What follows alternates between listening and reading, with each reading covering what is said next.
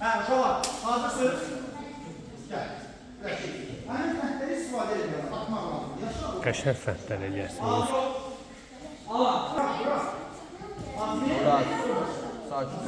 Adam, müharibə yoxdur. Çəkin. Azmi. Gözlə. Bırak gözlük. Hüseyin, sən qapmışsan, diqqətin. Kalk ayağa. Güzel. Kalk, Hüseyin, bırak.